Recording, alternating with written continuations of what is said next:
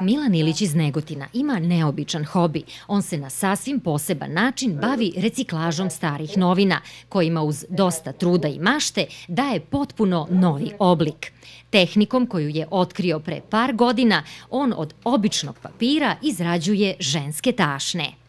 Prva reakcija je oduševljenje, iznenađenje, a zatim sledi ono čuveno pitanje, a šta će da bude ako pokisnu? Šta će da bude ako pokisnu? Ništa im se neće desiti, bitno je samo da se ne potapaju u vodu. Inače, ako malo pokisnu, samo ih prebrišete suvom krpom i to je kompletno održavanje.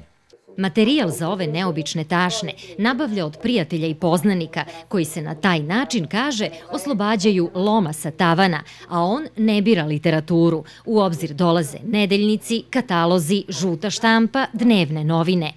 Proces izrade počinje plastifikacijom papira, veoma je komplikovan i iziskuje dosta vremena.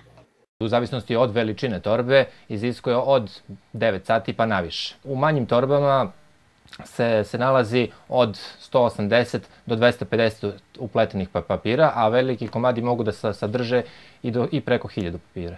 Boju tašne uglavnom određuje na osnovu želje kupca ili trenutne inspiracije. Osim u Srbiji, Milanove tašne mogu se videti na ulicama Hrvatske, Slovenije i Kanade, a najpopularnije su, kaže, u Rusiji, među moskovskim damama.